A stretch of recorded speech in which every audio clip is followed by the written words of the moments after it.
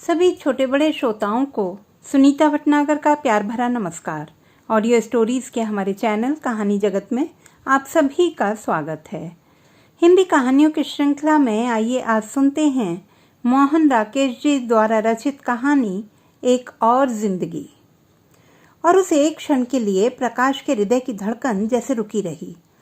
कितना विचित्र था वह क्षण, आकाश से टूटकर गिरे हुए नक्षत्र जैसा। कोहरे के वक्ष में एक लकीर से खींचकर वह क्षण सहसा व्यतीत हो गया। कोहरे में से गुजरकर जाती हुई आकृतियों को उसने एक बार फिर ध्यान से देखा।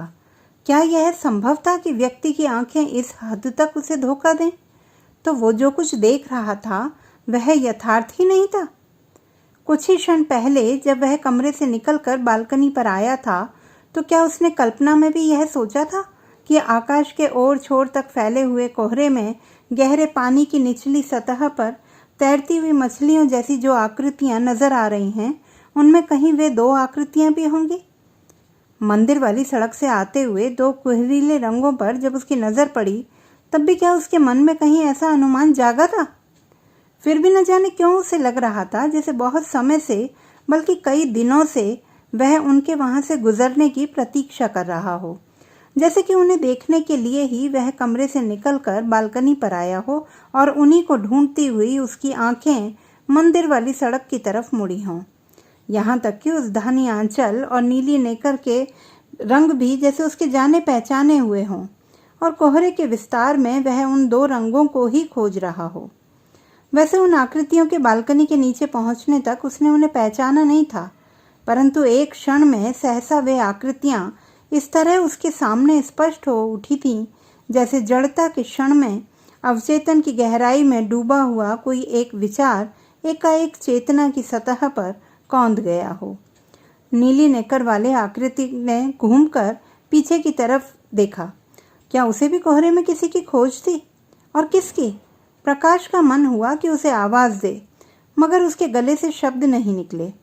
कोहरे का समुद्र अपनी गंभीरता में खामोश था, मगर उसकी अपनी खामोशी एक ऐसे तूफान की तरह थी जो हवा न मिलने से अपने अंदर ही घुमड़कर रह गया हो। नहीं तो क्या वह इतना ही असमर्थ था कि उसके गले से एक शब्द भी ना निकल सके? वह बालकनी से हटकर कमरे में आ गया। वहां अपने अस्त व्यस्त सामान पर नजर पड़ी तो शरीर में निराशा की एक सिहरन सी दौड़ गई। क्या यही वह जिंदगी थी जिसके लिए उसने? परंतु उसे लगा कि उसके पास कुछ भी सोचने के लिए समय नहीं है। उसने जल्दी जल्दी कुछ चीज़ों को उठाया और रख दिया जैसे कि कोई चीज़ ढूंढ रहा हो जो उसे मिल ना रही हो। अचानक खूंटी पर लटकती पतलून पर नज़र पड़ी तो उसने पाजामा उतार कर जल्दी से उसे पहन लिया। फिर पल भर खोया सा खड़ा रहा। उसे समझ नहीं आ रहा था कि वह चाहता क्या है। क्या वह उन दोनों के पीछे जाना चाहता था या बालकनी पर खड़ा होकर पहले की तरह उन्हें देखते रहना चाहता था? अचानक उसका हाथ मेज पर रखे ताले पर पड़ गया तो उसने उसे उठा लिया। जल्दी से दरवाज़ा बंद करके वह जीने से उतरने लगा। जीने पर आकर ध्यान आया कि जूता नहीं पहना। वह पल भर ठिठक कर खड़ा रहा मगर लौट कर नहीं गया। नीचे सड़क पर पहुंचते ही पांव कीचड़ में लथपथ हो गए। दूर देखा, वे दोनों आकृतियां घोड़ों के अड्डों के पास पहुंच चुकी थी। वह जल्दी जल्दी चलने लगा। पास से गुजरते एक घोड़े वाले से उसने कहा कि आगे जाकर नीली नेकर वाले बच्चे को रोक ले, उससे कहे कि कोई उससे मिलने के लिए आ रहा है। घोड़े वाला घोड़ा दौड़ाता हुआ गया मगर उन दोनों के पास ना रुककर उनसे आगे निकल गया। वहां जाकर न जाने किसे उसने उसका संदेश दे दिया। जल्दी जल्दी चलते हुए भी प्रकाश को लग रहा था जैसे वह बहुत आहिस्ता चल रहा हो, जैसे उसके घुटने जकड़ गए हों और रास्ता बहुत बहुत लंबा हो गया हो।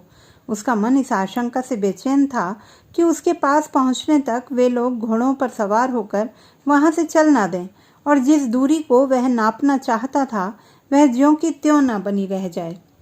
मगर ज्यों ज्यों फासला कम हो रहा था उसका कम होना भी उसे अखर रहा था। क्या वह जानबूझकर अपने को एक ऐसी स्थिति में नहीं डाल रहा था जिससे उसे अपने को बचाए रखना चाहिए था? उन लोगों ने घोड़े नहीं लिए थे। वह जब उनसे 3-4 गज दूर रह गया तो सहसा उसके पांव रुक गए। तो क्या सचमुच अब उसे उस स्थिति का सामना करना ही था? पाशी, इससे पहले कि वह निश्चय कर पाता, अनायास उसके मुंह से निकल गया। बच्चे की बड़ी बड़ी आंखें उसकी तरफ घूम गईं, साथ ही उसकी माँ की आंखें भी। कोहरे में अचानक कई कई बिजलियां कौंध गईं। प्रकाश 2-1 कदम और आगे बढ़ गया। बच्चा हैरान आंखों से उसकी तरफ देखता हुआ अपनी माँ के साथ सट गया। पलाश, इधर आ मेरे पास, प्रकाश ने हाथ से चुटकी बजाते हुए कहा, जैसे कि यह रोज की साधारण घटना हो और बच्चा अभी कुछ मिनट पहले ही उसके पास से अपनी माँ के पास गया हो। बच्चे ने माँ की तरफ देखा। वह अपनी आंखें हटाकर दूसरी तरफ देख रही थी। बच्चा अब और भी उसके साथ सट गया और उसकी आंखें हैरानी के साथ साथ एक शरारत से चमक उठीं। प्रकाश को खड़े खड़े उलझन हो रही थी। लग रहा था कि खुद चलकर उस दूरी को नापने के सिवा अब कोई चारा नहीं है। वह लंबे लंबे डग भरकर बच्चे के पास पहुंचा और उसे उसने अपनी बाहों में उठा लिया। बच्चे ने एक बार किलक कर उसके हाथों से छूटने की चेष्टा की, परंतु दूसरे ही क्षण अपनी छोटी छोटी बाहें उसके गले में डालकर वह उससे लिपट गया। प्रकाश उसे लिए हुए थोड़ा एक तरफ को हटाया। तूने पापा को पहचाना नहीं था क्या? पहचाना था। बच्चा बाहें उसके गले में डाले झूलने लगा।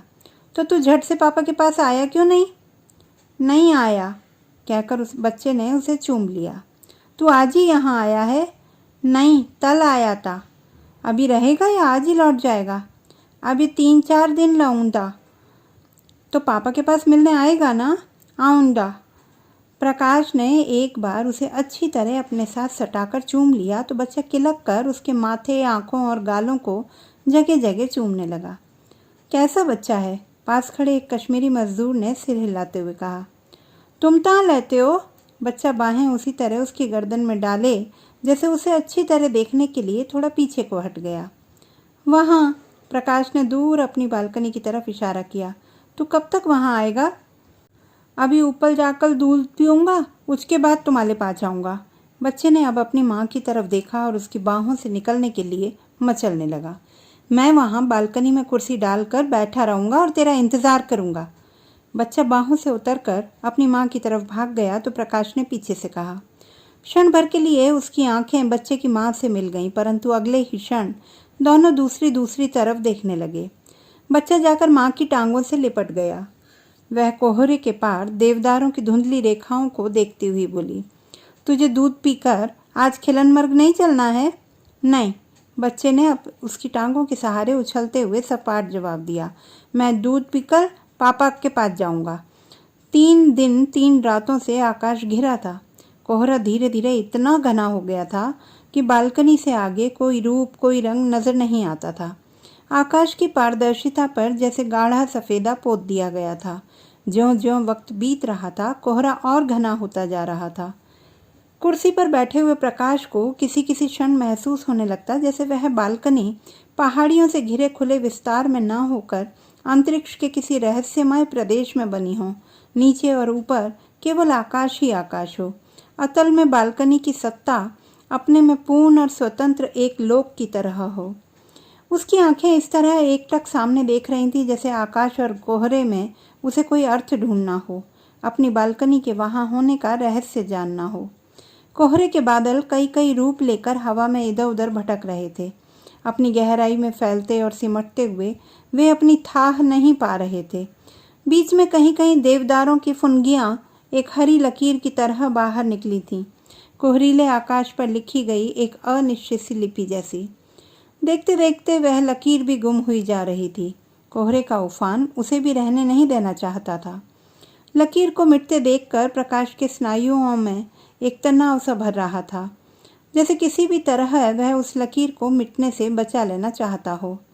परंतु जब लकीर एक बार मिटकर फिर कोहरे से बाहर नहीं निकली तो उसने सिर पीछे को डाल दिया और खुद भी कोहरे में कोहरा होकर पड़ रहा। अतीत के कोहरे में कहीं वह दिन भी था जो 4 साल में अब तक नहीं बीत सका था। बच्चे की पहली वर्षगांठ थी। उस दिन वही उनके जीवन की भी सबसे बड़ी गांठ बन गई थी। ब्याह के कुछ महीने बाद से ही पति पत्नी अलग रहने लगे थे। ब्याह के बाद जो सूत्र जुड़ना चाहिए था वह जुड़ नहीं सका था। दोनों अलग अलग जगह काम करते थे और अपना स्वतंत्र ताना बाना बुनकर जी रहे थे। लोकाचार के नाते साल 6 महीने में कभी एक बार मिल लिया करते थे। वह लोकाचार ही इस बच्चे को दुनिया में ले आया था। बीना समझती थी कि इस तरह जानबूझकर उसे फंसा दिया गया है। प्रकाश सोचता था कि अनजाने में ही उससे कसूर हो गया है। साल भर बच्चा माँ के ही पास रहा था। बीच में बच्चे की दादी 6-7 महीने उसके पास रह आई थी।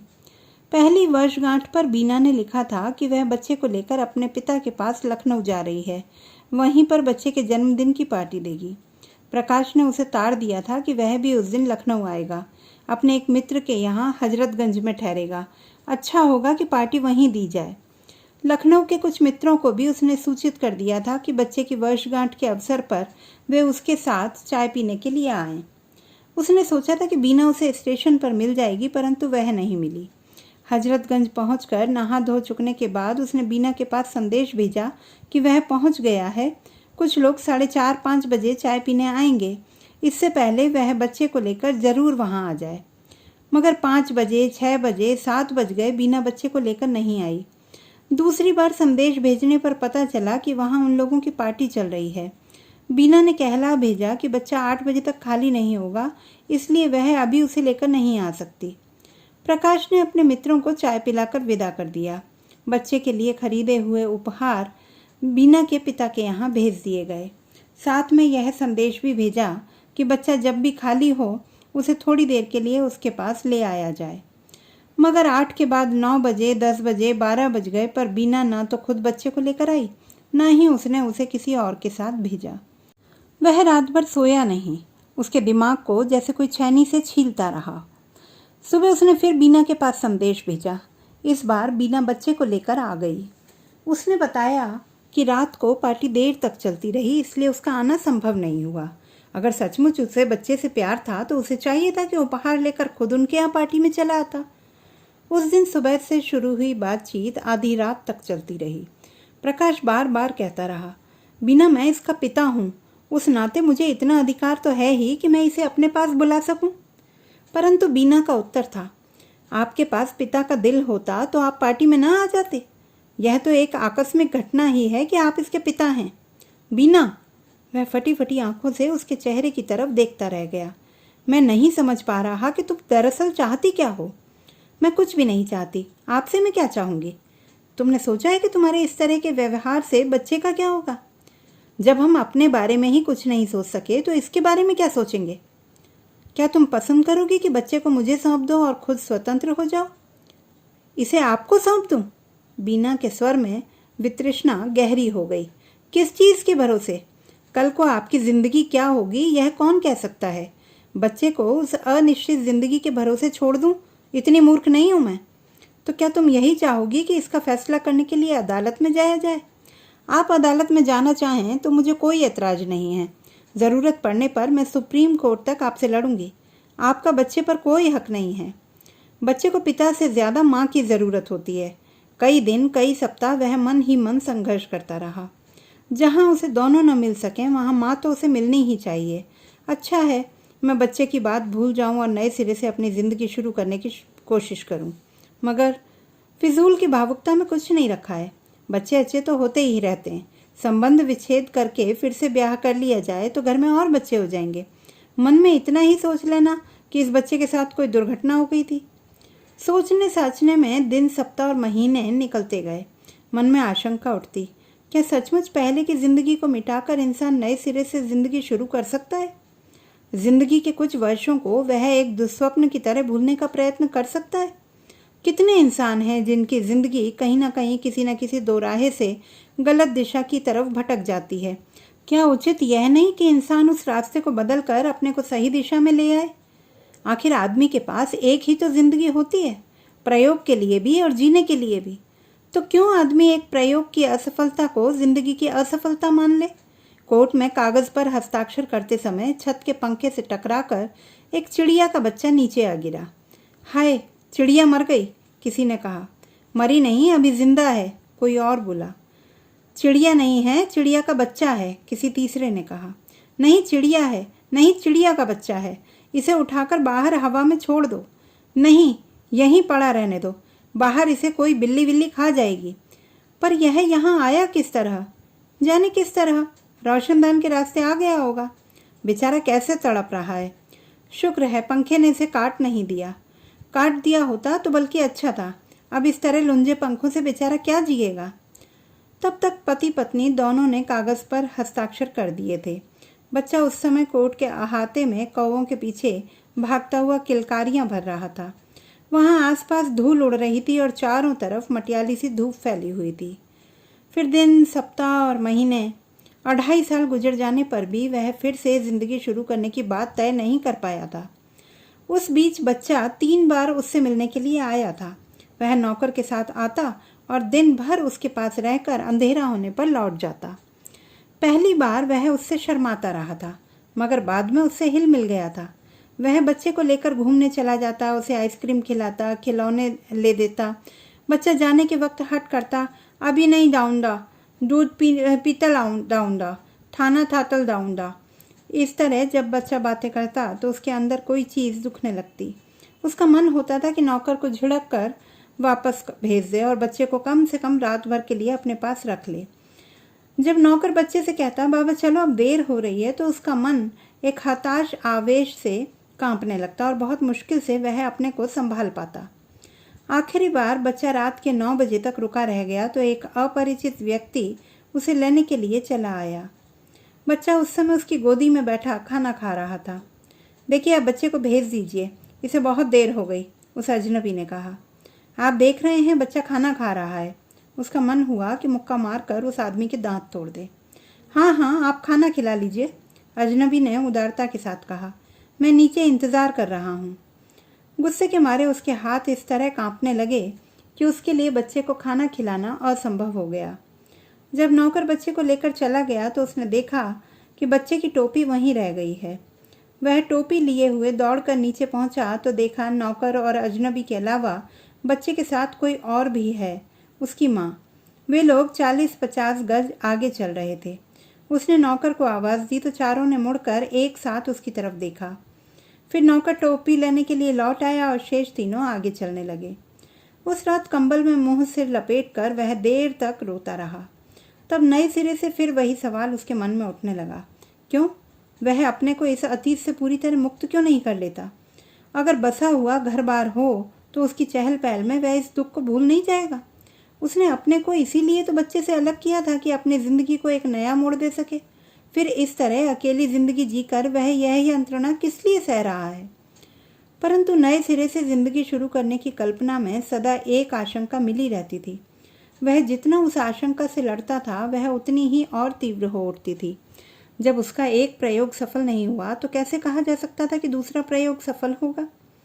वह पहले की भूल दोहराना नहीं चाहता था, इसलिए उसकी आशंका ने उसे बहुत सतर्क कर दिया था।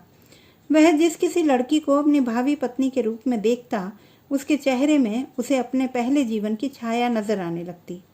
हालांकि वह स्पष्ट रूप से इस विषय में कुछ भी सोच नहीं पाता था, फिर भी उसे लगता कि वह किसी ऐसी ही लड़की के साथ जीवन बिता सकता है जो हर लिहाज से बीना के उलट हो।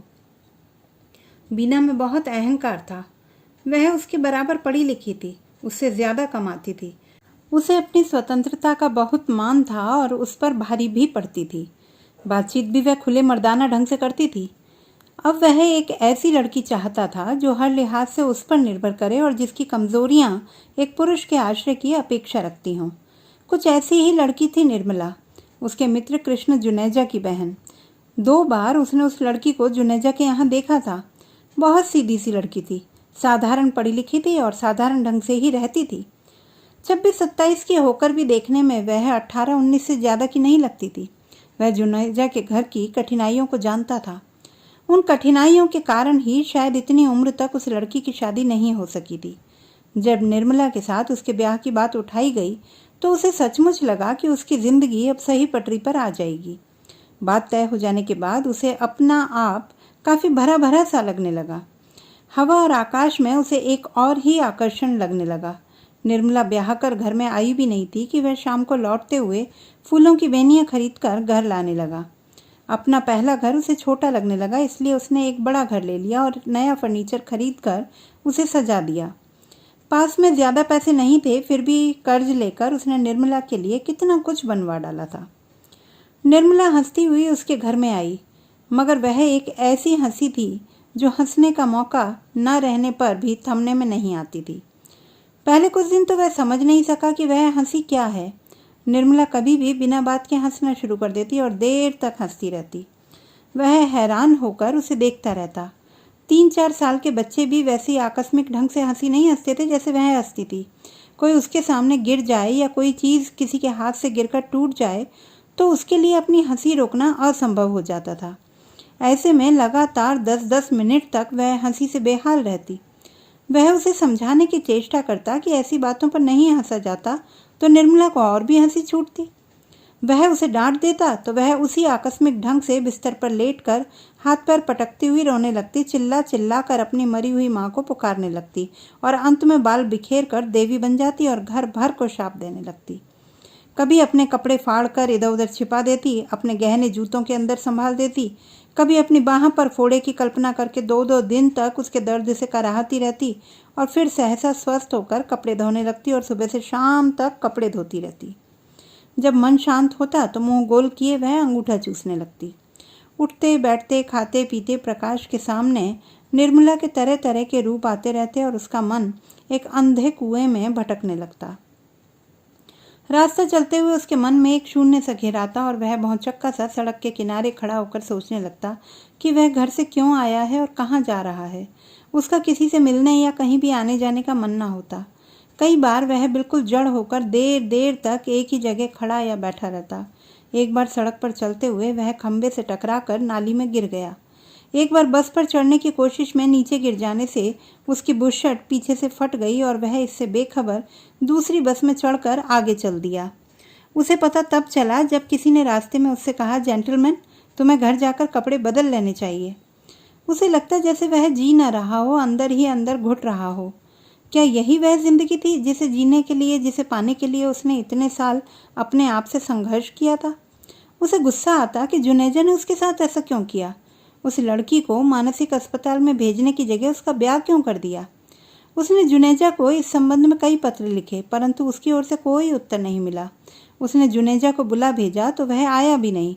वह स्वयं जुनेजा से मिलने गया तो जवाब मिला कि निर्मला अब उसकी पत्नी है, उसके मायके के लोगों का उनकी जिंदगी में कोई दखल नहीं है। और निर्मला रात दिन घर में उसी तरह हंसती और रोती रहती। तुम मेरे भाई से क्या पूछने गए थे? वह बाल बिखेर कर देवी का रूप धारण किए हुए कहती। तुम बीना की तरह मुझे भी तलाक देना चाहते हो, किसी तीसरी को घर में लाना चाहते हो, मगर मैं बीना नहीं हूँ। वह सती स्त्री नहीं थी, मैं सती स्त्री हूँ। तुम मुझे छोड़ने की बात मन में लाओगे तो मैं इस घर को जलाकर भस्म कर दूंगी, सारे शहर में भूचाल ले आऊंगी। लाऊं भूचाल? और बाहें फैलाकर वह चिल्लाने लगती, आ भूचाल, आ, मैं सती स्त्री हूँ तो इस घर की ईंट से ईंट बजा दे, आ।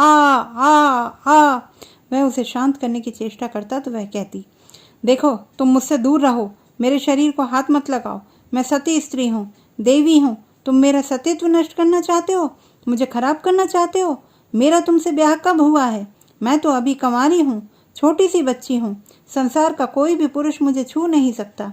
मैं आध्यात्मिक जीवन जीती हूँ, मुझे कोई छूकर देखे तो। और बाल बिखरे हुए इसी तरह बोलती चिल्लाती कभी वह घर की छत पर पहुंच जाती और कभी बाहर निकलकर घर के आसपास चक्कर काटने लगती। उसने 2-1 बार होठों पर हाथ रखकर निर्मला का मुंह बंद करना चाहा तो वह और भी जोर से चिल्लाने लगी, तुम मेरा मुंह बंद करना चाहते हो, मेरा गला घोंटना चाहते हो, मुझे मारना चाहते हो। तुम्हें पता है ना मैं देवी हूँ, मेरे चारों भाई 4 शेर हैं, वे तुम्हें नोच नोच कर खा जाएंगे। उन्हें पता है उसकी बहन देवी है, कोई मेरा बुरा चाहेगा तो वे उसे उठाकर ले जाएंगे और काल कोठरी में बंद कर देंगे। मेरे बड़े भाई ने अभी अभी नई कार ली है, मैं उसे चिट्ठी लिख दूं तो वह भी कार लेकर आ जाएगा और हाथ पर बांध कर तुम्हें कार में डालकर ले जाएगा। 6 महीने बंद रखेगा फिर छोड़ेगा। तुम्हें पता नहीं वे चारों के चारों शेर कितने जालिम हैं। वे राक्षस हैं, राक्षस। आदमी की बोटी बोटी काट दें और किसी को पता भी ना चले। मगर मैं उन्हें नहीं बुलाऊंगी, मैं सती स्त्री हूँ, इसलिए अपने सत्य से ही अपनी रक्षा करूंगी। सब कोशिशों से हार कर वह थका हुआ अपने पढ़ने के कमरे में बंद होकर पड़ जाता। तो भी आधी रात तक साथ के कमरे में वह उसी तरह बोलती रहती। फिर बोलते बोलते अचानक चुप कर जाती और थोड़ी देर बाद उसका दरवाज़ा खटखटाने लगती। क्या बात है? वह कहता। इस कमरे में मेरी सांस रुक रही है, निर्मला जवाब देती। दरवाज़ा खोलो, मुझे अस्पताल जाना है। इस समय सो जाओ, वह कहता। सुबह तुम जहाँ कहोगी वहाँ ले चलूँगा। मैं कहती हूँ दरवाज़ा खोलो, मुझे अस्पताल जाना है। और वह ज़ोर ज़ोर से धक्के देकर दरवाजे तोड़ने लगती। वह दरवाज़ा खोल देता तो वह हंसती हुई उसके सामने आ जाती। तुम्हें हंसी किस बात की आ रही है? वह कहता। तुम्हें लगता है मैं हंस रही हूँ? निर्मला और भी ज़ोर से हंसने लगती। यह हंसी नहीं, रोना है, रोना। तुम अस्पताल चलना चाहती हो? क्यों? अभी तुम कह रही थी। मैं अस्पताल जाने के लिए कहाँ कह रही थी? मैं तो कह रही थी कि मुझे उस कमरे में डर लगता है, मैं यहाँ तुम्हारे पास सोऊंगी। देखो निर्मला, इस समय मेरा मन ठीक नहीं है। तुम बाद में चाहे मेरे पास आ जाना, मगर इस समय थोड़ी देर मैं कहती हूँ मैं अकेली उस कमरे में नहीं सो सकती। मेरी जैसी छोटी सी बच्ची क्या कभी अकेली सो सकती है? तुम छोटी बच्ची नहीं हो निर्मला, तो मैं तुम्हें बड़ी नजर आती हूँ। एक छोटी सी बच्ची को बड़ी कहते हुए तुम्हारे दिल को कुछ नहीं होता, इसलिए कि तुम मुझे अपने पास सुलाना नहीं चाहते। मगर मैं यहाँ से नहीं जाऊँगी, तुम्हें मुझे अपने साथ सुलाना पड़ेगा। मैं विधवा हूँ जो अकेली सोऊंगी? मैं सुहागिन स्त्री हूँ। कोई सुहागिन क्या कभी अकेले सोती है? मैं भांवरे लेकर तुम्हारे घर में आई हूँ, ऐसे ही उठाकर नहीं लाई गई। देखती हूँ तुम मुझे कैसे उस कमरे में भेजते हो। और वह उसके पास लेटकर उससे लिपट जाती। कुछ देर में जब उसके स्नायु शांत हो चुकते तो लगातार उसे चूमती हुई कहती, मेरा सुहाग, मेरा चांद, मेरा राजा, मैं तुम्हें कभी अपने से अलग नहीं रख सकती हूँ। तुम मेरे साथ 136 साल की उम्र तक जियोगे। मुझे यह वर मिला है कि मैं 136 साल की उम्र तक सुहागिन रहूंगी। जिसकी भी मुझसे शादी होती वह 136 साल की उम्र तक जीता। तुम देख लेना मेरी बात सच निकलती है या नहीं। मैं सती स्त्री हूँ और सती स्त्री के मुंह से निकली बात कभी झूठ नहीं होती। तुम सुबह मेरे साथ अस्पताल चलोगी? क्यों? मुझे क्या हुआ है जो मैं अस्पताल जाऊंगी? मुझे तो आज तक कभी सिर दर्द भी नहीं हुआ, मैं अस्पताल क्यों जाऊंगी? एक दिन प्रकाश उसके लिए कई किताबें खरीद लाया। उसने सोचा था कि शायद पढ़ने से निर्मला के मन को एक दिशा मिल जाए और वह धीरे धीरे अपने मन के अंधेरे से बाहर निकलने लगे। मगर निर्मला ने उन किताबों को देखा तो मुंह बिचकाकर एक तरफ हटा दिया। ये किताबें मैं तुम्हारे पढ़ने के लिए लाया हूँ, उसने कहा। मेरे पढ़ने के लिए? निर्मला हैरानी के साथ बोली। मैं इन किताबों को पढ़कर क्या करूँगी? मैंने तो मार्क्सवाद, मनोविज्ञान और सभी कुछ 14 साल की उम्र में ही पढ़ लिया था। अब इतनी बड़ी होकर मैं ये किताबें पढ़ने लगूंगी? और उसके पास से उठकर अंगूठा चूसती हुई वह दूसरे कमरे में चली गई। पापा! कोहरे के बादलों में भटका मन सहसा बालकनी पर लौट आया। खिलनमर्ग की सड़क पर से बहुत से लोग घोड़े दौड़ाते चले जा रहे थे। एक धुंधले चित्र की बुझी बुझी आकृतियों जैसे कुछ वैसी ही बुझी बुझी आकृतियां क्लब से बाजार की तरफ आ रही थीं। बाईं तरफ बर्फ से ढकी पहाड़ी की एक चोटी कोहरे से बाहर निकल आई थी और जाने किधर से आती धूप की एक किरण ने जिसे जगमगा दिया था। कोहरे में भटके कुछ पक्षी उड़ते हुए उस चोटी के सामने आ गए तो सहसा उनके पंख सुनहरे हो उठे, मगर अगले ही क्षण वे फिर धुंधलके में खो गए। प्रकाश कुर्सी से उठ खड़ा हुआ, झांक कर नीचे सड़क की तरफ देखने लगा। क्या वह आवाज़ पलाश की नहीं थी? मगर सड़क पर दूर तक वैसी कोई आकृति दिखाई नहीं दे रही थी। आंखों से टूरिस्ट होटल के गेट तक जाकर वह लौट आया और गले पर हाथ रखकर जैसे निराशा की चुभन को रोके हुए फिर कुर्सी पर बैठ गया। 10 के बाद 11, 12 और फिर 1 बज गया और बच्चा नहीं आया था। क्या बच्चे के पहले जन्मदिन की घटना आज फिर दोहराई जानी थी? पापा! प्रकाश ने चौंक कर सिर उठाया। वही कोहरा और वही धुंधली सुनसान सड़क, दूर घोड़ों की टापें और धीमी चाल से उस तरफ को आता एक कश्मीरी मजदूर। क्या वह आवाज़ उसे अपने कानों के अंदर से सुनाई दे रही थी? तभी कानों के अंदर 2 नन्हे पैरों की आवाज़ भी गूंज गई और उसके बहुत पास बच्चे का स्वर किलक उठा, पापा! साथ ही 2 नन्ही बाहें उसके गले से लिपट गईं और बच्चे के झंडूले बाल उसके होंठों से छू गए। प्रकाश ने बच्चे के शरीर को सिर से पैर तक छू लिया, फिर उसके माथे और आंखों को हल्के से चूम लिया। तो मैं जाऊं पलाश? एक भूली हुई मगर परिचित आवाज़ ने प्रकाश को फिर चौंका दिया। उसने घूमकर पीछे देखा। कमरे के दरवाजे के बाहर बीना दाईं तरफ न जाने किस चीज़ पर आंखें गड़ाए खड़ी थी। आप अंदर आ जाइए, कहता हुआ वह बच्चे को बाहों में लिए अस्त व्यस्त सा कुर्सी से उठ खड़ा हुआ। नहीं, मैं जा रही हूँ। बीना ने फिर भी उसकी तरफ नहीं देखा। मुझे इतना बता दीजिए कि बच्चा कब तक लौट कर आएगा? आप जब कहें तभी भेज दूंगा। प्रकाश बालकनी की दहलीज लांघ कर कमरे में आ गया। 4 बजे इसे दूध पीना होता है, तो 4 बजे तक इसे मैं वहाँ पहुँचा दूंगा। इसने हल्का सा स्वेटर ही पहन रखा है, दूसरे पुलोवर की ज़रूरत तो नहीं पड़ेगी। आप दे दीजिए, ज़रूरत पड़ेगी तो मैं इसे पहना दूंगा। बीना ने दहलीज के उस तरफ से पुलोवर उसकी तरफ बढ़ा दिया। उसने पुलोवर लेकर उसे शॉल की तरह बच्चे को ओढ़ा दिया। आप, उसने बीना से फिर कहना चाहा कि अंदर आ जाए, मगर उससे कहा नहीं गया। बीना चुपचाप जीने की तरफ चल दी। प्रकाश कमरे से निकल आया। जीने से बीना ने कहा, देखिए इसे आइसक्रीम वगैरह मत खिलाइएगा, इसका गला बहुत जल्द खराब हो जाता है। अच्छा। बीना पल भर रुकी रही।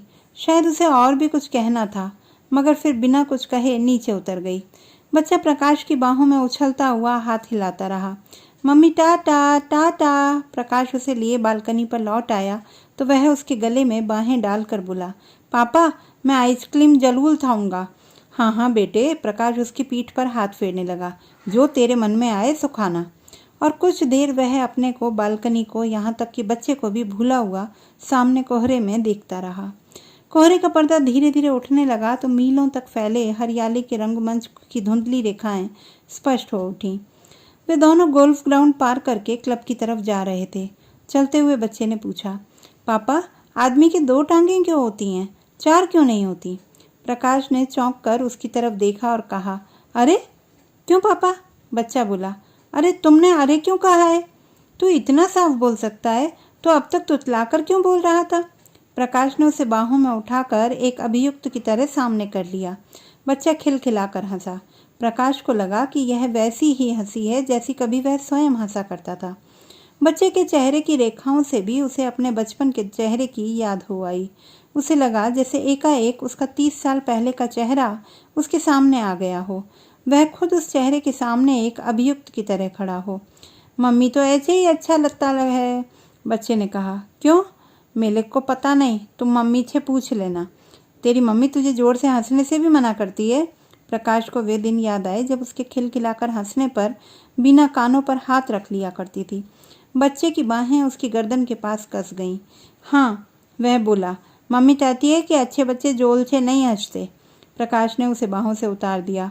बच्चा उसकी उंगली पकड़े घास पर चलने लगा। क्यों पापा? उसने पूछा। अच्छे बच्चे जोर से क्यों नहीं हंसते? हंसते हैं बेटा, प्रकाश ने उसके सिर को सहलाते हुए कहा। सब अच्छे बच्चे जोर से हंसते हैं। तो मम्मी मेले को क्यों डांटती है? अब वह तुझे नहीं रोकेगी और तू तुतलाकर नहीं, ठीक से बोला कर। तेरी मम्मी तुझे इसके लिए भी मना नहीं करेगी, मैं उससे कह दूंगा। तो तुमने मम्मी से क्यों नहीं कहा? तुम ऐसे नहीं कहो कि तुमने पहले मम्मी से क्यों नहीं कहा। बच्चा फिर हंस दिया। तो तुमने पहले मम्मी से क्यों नहीं कहा? पहले मुझे याद नहीं रहा, अब याद से कह दूंगा। कुछ देर दोनों चुपचाप चलते रहे। फिर बच्चे ने पूछा, पापा तुम मेरे जन्मदिन की पार्टी में क्यों नहीं आए? मम्मी कहती थी तुम विलायत गए हुए थे। हाँ, मैं विलायत गया हुआ था। तो पापा अब तुम विलायत नहीं जाना। क्यों? मेरे को अच्छा नहीं लगता। विलायत जाकर तुम्हारी शक्ल और की तरह हो गई है। प्रकाश एक रूखी सी हंसी हंसा। कैसी हो गई है शक्ल? पता नहीं कैसी हो गई है। पहले दूसरी तरह की थी, अब दूसरी तरह की है। दूसरी तरह की कैसे? पता नहीं। पहले तुम्हारे बाल काले काले थे, अब सफ़ेद सफ़ेद हो गए। तू इतने दिन मेरे पास नहीं आया ना, इसीलिए मेरे बाल सफ़ेद हो गए। बच्चा इतने ज़ोर से हंसा कि उसके कदम लड़खड़ा गए। पापा तुम तो विलायत गए हुए थे, मैं तुम्हारे पास कैसे आता? मैं क्या अकेला विलायत जा सकता हूँ? क्यों नहीं जा सकता? तू इतना बड़ा तो है। मैं सचमुच बड़ा हूँ ना पापा? बच्चा ताली बजाता हुआ बोला।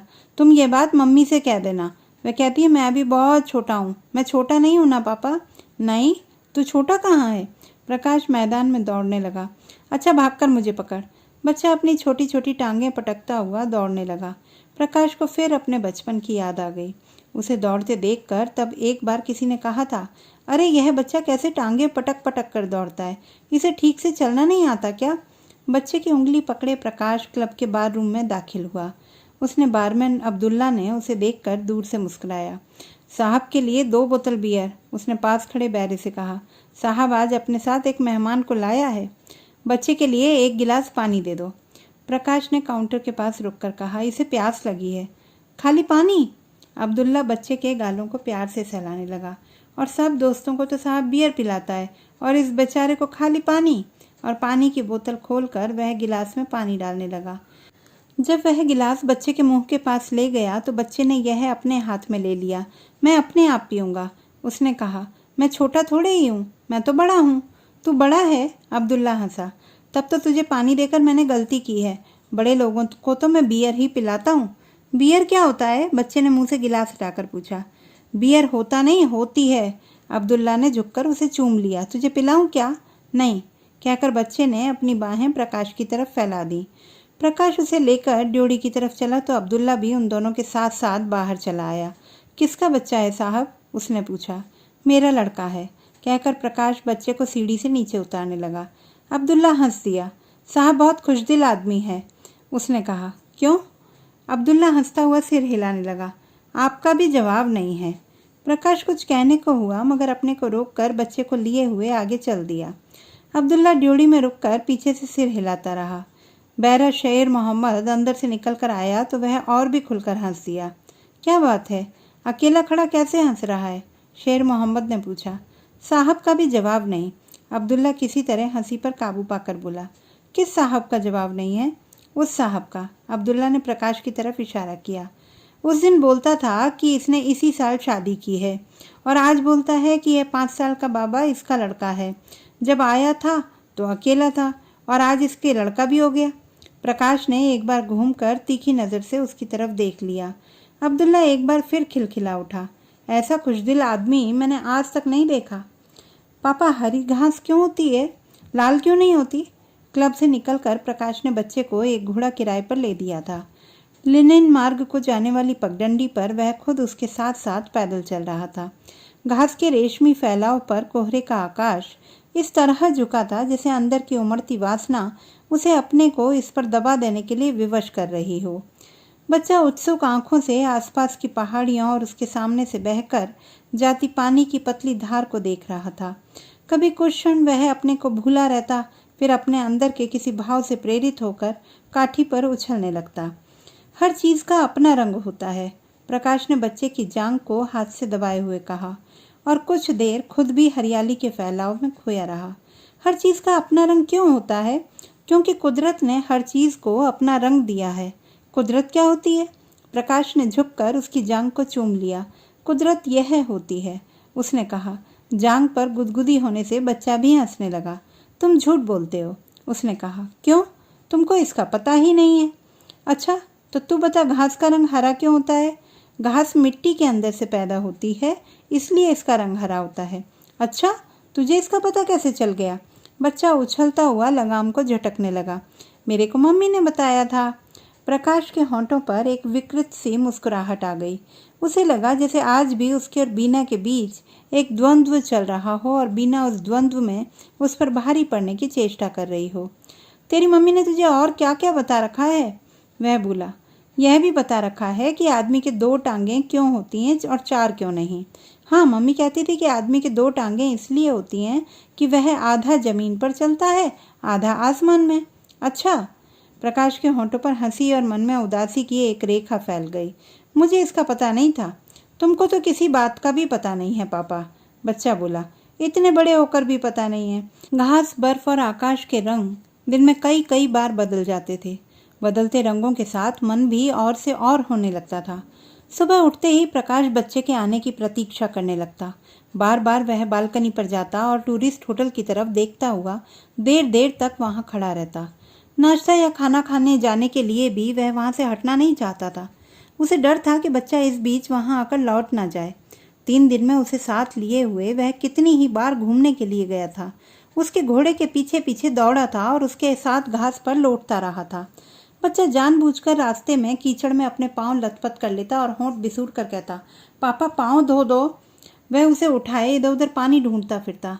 बच्चे को वह जिस किसी कोण से देखता उसी कोण से उसकी तस्वीर ले लेना चाहता। जब बच्चा थक जाता और लौटकर अपनी मम्मी के पास जाने का हट करने लगता तो वह उसे तरह तरह के लालच देकर अपने पास रोक रखना चाहता। एक बार उसने बच्चे को अपनी माँ के साथ दूर से आते देखा और उतर कर नीचे चला गया। जब वह पास पहुंचा तो बच्चा दौड़कर उसकी तरफ आने की जगह माँ के साथ फोटोग्राफर की दुकान के अंदर चला गया।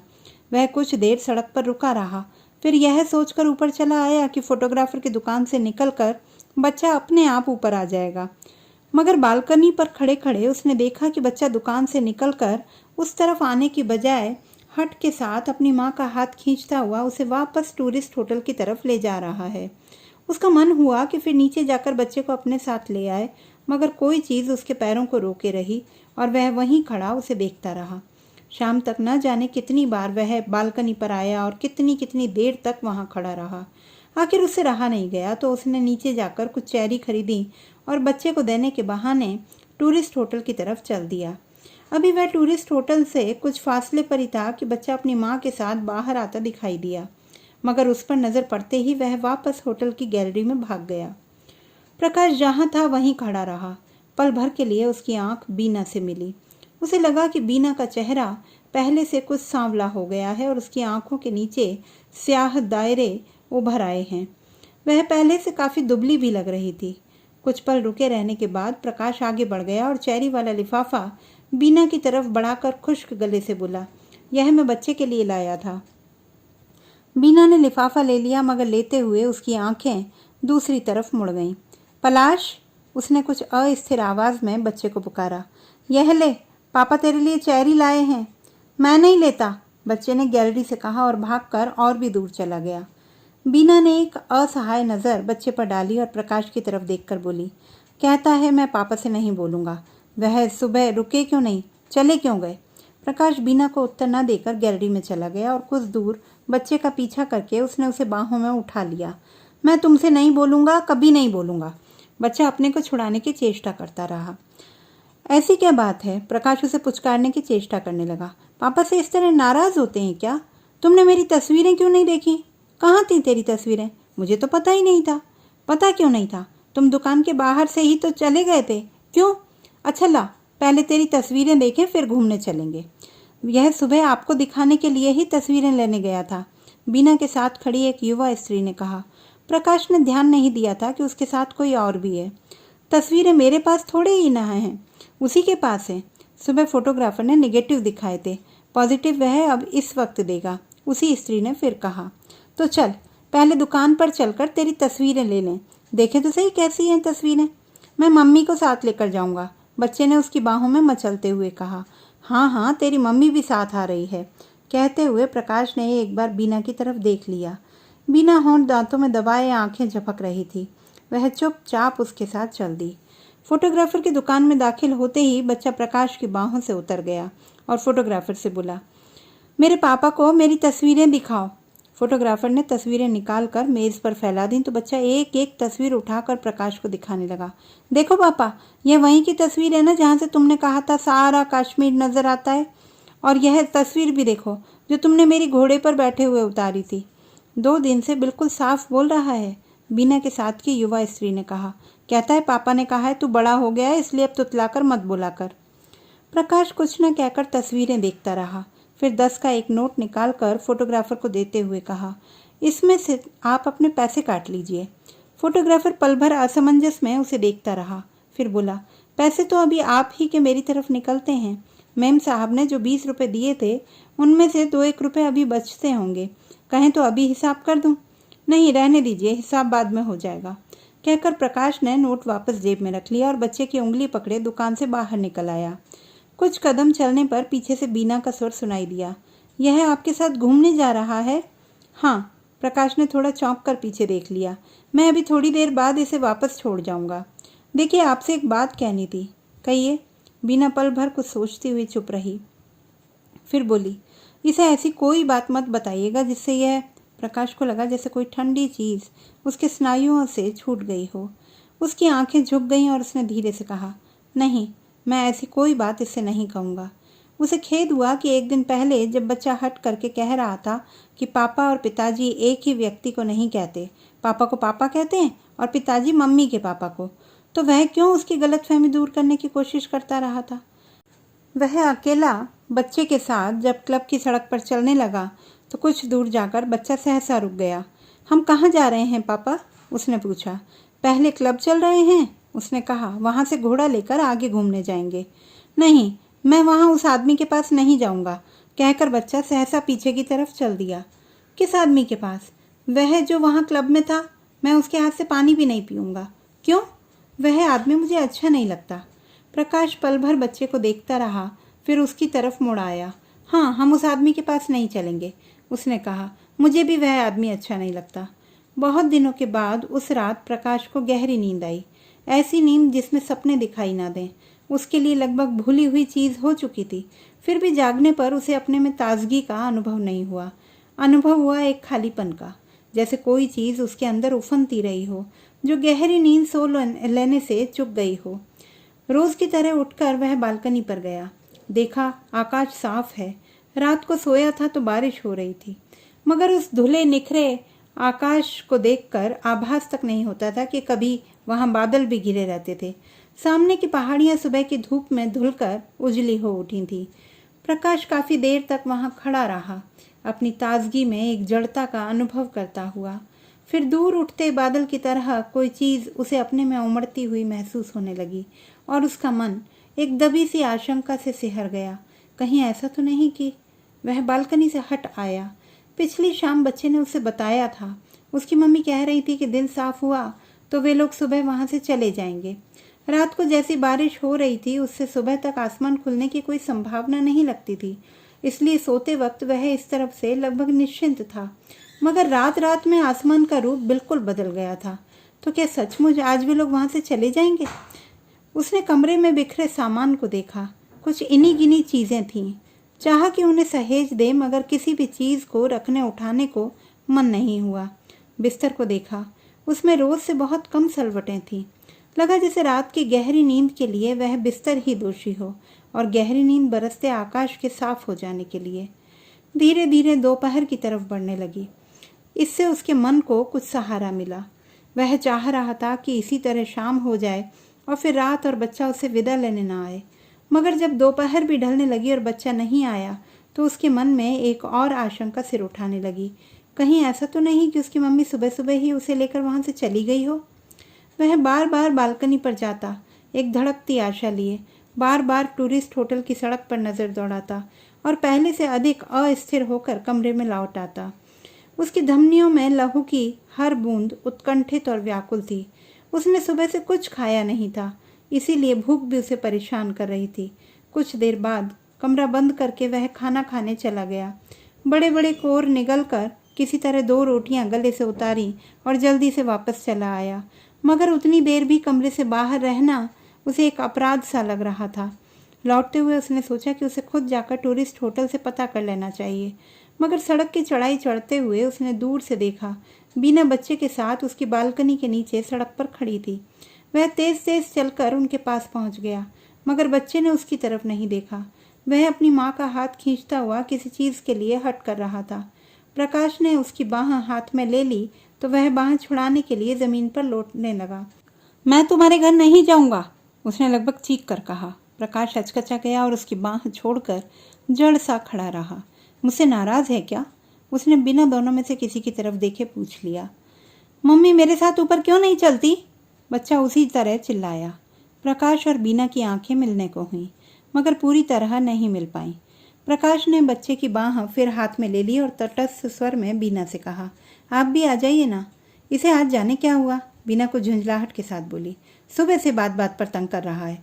इस वक्त यह अकेला मेरे साथ ऊपर नहीं जाएगा। प्रकाश ने स्वर की तटस्थता अब भी बनाए रखी। चल मैं तुझे जीने तक पहुंचा देती हूँ। बीना उसे उत्तर न देकर बच्चे से बोली। ऊपर से जल्दी लौट आना, घोड़े वाले उधर तैयार खड़े हैं। प्रकाश को मन में एक नश्तर सा चुभता हुआ महसूस हुआ, मगर जल्दी ही उसने अपने को संभाल लिया। आप लोग आज ही जा रहे हैं? उसने चेष्टा की कि शब्दों से उसके मन का भाव प्रकट ना हो। जी हाँ। बीना दूसरी तरफ देखती रही। जाना तो सुबह ही था, मगर इसके हट की वजह से इतनी देर हो गई। अब भी यह, और बात बीच में ही छोड़कर उसने बच्चे से फिर कहा, चल तुझे जीने तक पहुंचा दूं। बच्चा प्रकाश के हाथ से बाह छुड़ाकर कुछ दूर भाग गया। मैं नहीं जाऊंगा, उसने कहा। अच्छा आ, बीना बोली, मैं तुझे ऊपर पहुंचा देती हूँ उस दिन की तरह। मैं नहीं जाऊंगा। और बच्चा कुछ कदम और दूर चला गया। आप आ क्यों नहीं जाती? यह इस तरह अपना हट नहीं छोड़ेगा, प्रकाश ने होंठ काटते हुए कहा। बीना ने आंख झपकने तक उसकी तरफ देख लिया। उस दृष्टि में एक तीखा चुभता सा भाव था, मगर आंख झपकने के साथ ही वह भाव धुल गया और उसने अपने को सहेज लिया। उसके चेहरे पर एक दृढ़ता आ गई और उसने बच्चे को बाहों में उठा लिया। चल मैं तेरे साथ चलती हूँ, उसने कहा। बच्चे का रुआंसा भाव हंसी में बदल गया और उसने माँ के गले में बाहें डाल दी। प्रकाश उनसे आगे आगे जीना चढ़ने लगा। ऊपर पहुंचकर बीना ने बच्चे को बाहों से उतार दिया और कहा, ले अब मैं जा रही हूँ। नहीं, बच्चे ने उसका हाथ पकड़ लिया। तुम यहीं रहो, बैठ जाइए ना। प्रकाश ने कुर्सी पर पड़ी 2-1 चीज़ें जल्दी से हटा दी और कुर्सी बीना की तरफ बढ़ा दी। बीना कुर्सी पर ना बैठकर चारपाई के एक कोने पर बैठ गई। तभी बच्चे का ध्यान न जाने किस चीज़ ने खींच लिया। वह उन दोनों को छोड़कर बालकनी में चला गया और वहां से उचक कर सड़क की तरफ देखने लगा। प्रकाश कुर्सी की पीठ पर हाथ रखे जैसे खड़ा था वैसे ही खड़ा रहा। बीना चारपाई के कोने में और भी सिमट कर दीवार की तरफ देखने लगी। असावधानी के एक क्षण में उनकी आंखें मिल गईं तो बीना ने अपनी पूरी शक्ति संचित करके पूछ लिया, कल इसकी जेब में कुछ रुपए मिले थे, वे आपने रखे थे? हाँ, प्रकाश ने अटकते स्वर में कहा। सोचा था उनसे यह कोई चीज़ बनवा लेगा। बीना पल भर चुप रही, फिर बोली, क्या चीज़ बनवानी होगी? कोई भी चीज़, कोई अच्छा सा ओवरकोट या। कुछ देर फिर चुप्पी रही। फिर बीना ने पूछ लिया, कैसा कोट बनवाना होगा? कैसा भी, जैसा इसे अच्छा लगे या आप जैसा ठीक समझे। कोई खास तरह का कपड़ा लेना हो तो बता दीजिए। खास कपड़ा कोई नहीं, कैसा भी हो। कोई खास रंग? नहीं, हाँ नीले रंग का हो तो ज़्यादा अच्छा है, कहकर प्रकाश को थोड़ा अफसोस हुआ। उसे पता था बीना को नीले रंग पसंद नहीं है। बच्चा उछलता हुआ बालकनी से लौट आया और बीना का हाथ पकड़कर बोला, अब चलो, पापा से प्यार तो किया नहीं और आते ही चल भी दिया। प्रकाश ने उसे बाहों में ले लिया। बच्चे ने उसके होंठों से होंठ मिलाकर एक बार अच्छी तरह से उसे चूम लिया और फिर झट से उसकी बाहों से निकलकर माँ से बोला, अब चलो। बीना चारपाई से उठ खड़ी हुई। बच्चा उसका हाथ पकड़कर उसे बाहर की तरफ खींचने लगा। चलो ना मम्मी, दे लो लइए। वह फिर तुतलाने लगा और बीना को साथ खींचता हुआ दहलीज पार कर गया। तू जाकर पापा को चिट्ठी लिखेगा ना? प्रकाश ने पीछे से आवाज़ दी। लिखूंगा, मगर उसने पीछे मुड़कर नहीं देखा। पीछे मुड़कर देखा एक बार बीना ने और जल्दी से आंखें हटा ली। आंखों की कोरों में अटके आंसू उसने बहने नहीं दिए। तूने पापा को टाटा नहीं किया? उसने बच्चे के कंधे पर हाथ रखते हुए कहा। टाटा पापा। बच्चे ने बिना पीछे की तरफ देखे हाथ हिलाया और जीने से बीना उतरने लगी। आधे जीने से फिर उसकी आवाज़ सुनाई दी। पापा का घर अच्छा है मम्मी, हमारा घर अच्छा है। पापा ते धल में कुछ सामान ही नहीं है। तू अब चुप करेगा कि नहीं? बीना ने उसे झिड़क दिया। जो मुंह में आता है बोलता जाता है। नहीं चुप चलूंगा, नहीं चुप चलूंगा। बच्चे का स्वर फिर रुआंसा हो गया और वह तेज तेज नीचे उतरने लगा। पापा का ढल दंदा, पापा का ढल थू। रात होते होते आकाश फिर घिर गया। प्रकाश क्लब के बाथरूम में बैठा एक के बाद एक बियर की बोतलें खाली करता रहा। बारमैन अब्दुल्ला लोगों के लिए रम और विस्की के पैक ढालता हुआ बार बार कनखियों से उसकी तरफ देख लेता। इतने दिनों में पहली बार वह प्रकाश को इस तरह पीते देख रहा था।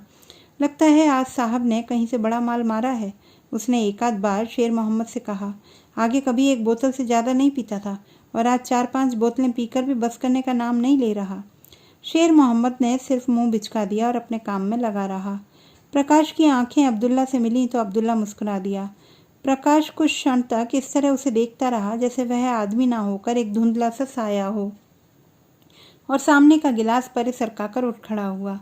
काउंटर के पास जाकर उसने 10-10 के 2 नोट अब्दुल्ला के सामने रख दिए। अब्दुल्ला बाकी पैसे गिनता हुआ खुशामदी स्वर में बोला, आज साहब बहुत खुश नजर आता है। हाँ। प्रकाश उसे इस तरह देखता रहा जैसे उसके सामने से वह साया धुंधला होकर बादलों में गुम होता जा रहा हो। वह चलने को हुआ तो अब्दुल्ला ने पहले सलाम किया, फिर आहिस्ता से पूछ लिया, क्यों साहब, वह बच्चा कौन था उस दिन आपके साथ? किसका लड़का है वह? प्रकाश को लगा जैसे साया बिल्कुल गुम हो गया हो और सामने सिर्फ बादल ही बादल घिरा रह गया हो। उसने उस बादल को चीर कर देखने की चेष्टा करते हुए कहा, कौन लड़का? अब्दुल्ला पल भर भौचक्का सा हो रहा, फिर खिलखिलाकर हंस पड़ा। तब तो मैंने शेर मोहम्मद से ठीक ही कहा था। वह बोला, क्या? कि साहब तबीयत का बादशाह है, जब चाहे किसी के लड़के को अपना लड़का बना ले और जब चाहे यहाँ गुलमर्ग में यह सब चलता है। आप जैसा हमारा एक और साहब है। प्रकाश को लगा कि बादल बीच से फट गया है और चीलों की कई पंक्तियाँ उस दर्रे में से होकर दूर उड़ी जा रही हैं। वह चाह रहा है कि दर्रा किसी तरह भर जाए जिससे वे पंक्तियाँ आंखों से ओझल हो जाएं, मगर दर्रे का मुहाना धीरे धीरे और बड़ा होता जा रहा है। उसके गले से एक अस्पष्ट सी आवाज़ निकली और वह अब्दुल्ला की तरफ से आंखें हटाकर वहाँ से चल दिया। बस एक बाजी और अपनी आवाज़ की गूंज प्रकाश को स्वयं अस्वाभाविक सी लगी। उसके साथियों ने हल्का सा विरोध किया, मगर पत्ते एक बार फिर बंटने लगे।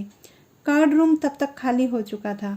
कुछ देर पहले तक वहाँ काफ़ी चहल पहल थी और कई नाजुक हाथों से पत्तों की नाजुक चालें चली जा रही थीं और तिपाहियों पर शीशे के नाजुक गिलास रखे उठाए जा रहे थे। मगर अब तक आसपास 4-4 खाली कुर्सियों से घिरी चौकोर मेजें ही खाली रह गई थीं, जो अब बहुत अकेली और उदास लग रही थीं। पॉलिश की चमक के बावजूद उनमें एक वीरानगी उभर आई थी। दीवार में बुखारी की आग कब की ठंडी पड़ चुकी थी। जाली के उस तरफ कुछ बुझे अधबुझे अंगारे रह गए थे, सर्दी से ठिठुर कर स्याह पड़ते और राख में गुम होते हुए। उसने पत्ते उठा लिए। हर बार की तरह इस बार भी सब बेमेल पत्ते थे। ऐसी बाजी के आदमी चुपचाप फेंक कर अलग हो जाए, मगर उसी के जोर देने से पत्ते बंधे थे, इसीलिए वह उन्हें फेंक नहीं सकता था। उसने नीचे से पत्ता उठाया तो वह और भी बेमेल था। हाथ से कोई भी पत्ता चलकर वह उन पत्तों का मेल बिठाने की कोशिश करने लगा। बाहर मूसलाधार बारिश हो रही थी, पिछली रात की बारिश से भी तेज। खिड़की के शीशों से टकराती हुई बूंदें एक चुनौती लिए आती, मगर बेबस होकर नीचे ढुलक जाती। उन्हें देखकर लगता है जैसे कई चेहरे खिड़की के साथ सटकर लगातार आंसू बहा रहे हों। किसी क्षण हवा से किवाड़ हिल जाते तो वे चेहरे जैसे हिचकियां लेने लगते। हिचकियां बंद होने पर गुस्से से घूरने लगते। उन चेहरों के पीछे घना अंधेरा था, जहां लगता था कोई चीज़ झटपटाती हुई दम तोड़ रही है। डिक्लेयर! प्रकाश चौंक गया। उसके हाथ के पत्तों में अब भी कोई मेल नहीं था। इस बार भी उसे फुल हैंड देना था। पत्ते फेंक कर उसने पीछे टेक लगा ली और फिर खिड़की से सटे चेहरों को देखने लगा। तुम बहुत खुशकिस्मत आदमी हो प्रकाश। हम में सबसे खुशकिस्मत तुम ही हो। प्रकाश की आंखें खिड़की से हटाईं। पत्ते उठाकर रख दिए गए थे और मेज पर हार जीत का हिसाब किया जा रहा था। हिसाब करने वाला आदमी ही उससे कह रहा था, कहते हैं ना, जो पत्तों में बदकिस्मत हो वह जिंदगी में खुशकिस्मत होता है। अब देख लो, सबसे ज्यादा तुम ही हारे हो, इसीलिए मानना पड़ेगा कि सबसे खुशकिस्मत आदमी तुम ही हो। प्रकाश ने अपने नाम के आगे लिखे जोड़ को देखा। पल भर के लिए उसकी धड़कन बढ़ गई कि जेब में उतने पैसे हैं भी या नहीं। उसने पूरी जेब खाली कर दी। लगभग हारी हुई रकम के बराबर ही पैसे थे। रकम अदा कर देने के बाद 2-1 छोटे सिक्के ही उसके पास बचे रहे और उनके साथ वह अंतर्देशीय पत्र जो शाम की डाक से आया था और जिसे जेब में रखकर वह क्लब चला आया था। पत्र निर्मला का था, जो उसने अब तक खोलकर पढ़ा नहीं था। जेब में पड़े पड़े वह काफ़ी मुचड़ गया था। निर्मला के अक्षरों पर नज़र पड़ते ही उसके कई कई चेहरे उसके सामने उभरने लगे। उसके हाथ का एक एक अक्षर जैसे एक एक चेहरा हो। घर से चलने के दिन भी वह उसके कितने कितने चेहरे देख कर आया था। एक चेहरा हंस रहा था, एक रो रहा था, एक बाल खोले जोर जोर से चिल्ला रहा था और धमकियां दे रहा था, और एक भूखी आंखों से उसके शरीर को निगलना चाह रहा था। उसने अपनी ज़रूरत का कुछ सामान साथ लाना चाहा था तो एक चेहरा उसके साथ कुश्ती करने पर उतारू हो गया था। निर्मला, उसने हताश होकर कहा था, तुम्हें इस तरह गुत्थम गुत्था होते शर्म नहीं आती? क्यों? मर्द और औरत रात दिन गुत्थम गुत्था नहीं होते क्या? वह बिना एक कमीज तक साथ लिए घर से निकल आया था। बनियानें, तौलियाँ, कमीज़ें, सब कुछ उसने आते हुए रास्ते में खरीदा था। यह सोचने के लिए वह नहीं रुका था कि उसके पास जो 200-400-500 रुपये हैं वे इस तरह कितने दिन चलेंगे। बिछाने ओढ़ने का सारा सामान भी उसने वहीं से किराए पर लिया था और वहां आने के 4-5वें दिन से ही निर्मला के पत्र आने शुरू हो गए थे। वह उसके किसी मित्र के यहाँ जाकर उसका पता ले आई थी। उन पत्रों में भी निर्मला के सब चेहरे झलक जाते थे। वह सख्त बीमार है और अस्पताल जा रही है। उसके भाई पुलिस में खबर करने जा रहे हैं कि उनका बहनोई लापता हो गया है। वह रात दिन बेचैन रहती है और दीवारों से पूछती रहती है कि उसका पति कहाँ है। वह जोगन का वेश धारण करके जंगलों में जा रही है। 2 दिन के अंदर अंदर पत्र का उत्तर न आया तो उसके भाई उसे हवाई जहाज से वहां भेज देंगे। उसके छोटे भाई ने उसे बहुत पीटा है कि वह अपने खसम के पास क्यों नहीं जाती। अंतर्देशीय पत्र प्रकाश की उंगलियों में मसल गया था। उसे फिर से जेब में रखकर वह उठ खड़ा हुआ। बाहर ड्योढ़ी में कुछ लोग खड़े थे, इस इंतजार में कि बारिश रुके तो वहां से चलें। उनके बीच से होकर वह बाहर निकल आया। आप इस बारिश में जा रहे हैं? किसी ने पूछ लिया। उसने उत्तर नहीं दिया और चुपचाप कच्चे रास्ते पर चलने लगा। सामने नीडोज होटल की बत्तियां जगमगा रही थीं। बाकी सब तरफ दाएं बाएं ऊपर नीचे अंधेरा ही अंधेरा था। क्लब के अहाते से निकलकर वह सड़क पर पहुंचा तो पानी और तेज हो गया। उसका सिर पूरा भीग गया था और पानी की धारें गर्दन से होकर कमीज के अंदर जा रही थी। हाथ पैर सुन्न हो रहे थे, फिर भी आंखों में एक जलन सी महसूस हो रही थी। कीचड़ से लथपथ जूता चलने में आवाज़ करता तो शरीर में कोई चीज़ झंझना जाती। तभी एक नई सिहरन उसके शरीर में दौड़ गई। उसे लगा कि वह सड़क पर अकेला नहीं है, कोई और भी अपने नन्हे नन्हे पांव पटकता उसके साथ चल रहा है। रास्ते की नाली पर बना लकड़ी का पुल पार करते उसने घूमकर पीछे देख लिया। उसके साथ साथ चल रहा था एक भीगा कुत्ता, कान झटकता हुआ, खामोश और अंतर्मुख। तो दोस्तों, ये थी हमारी आज की कहानी। आपको कैसी लगी कमेंट बॉक्स में लिखना ना भूलें। चैनल को सब्सक्राइब करें, लाइक करें और मित्रों के साथ शेयर करें।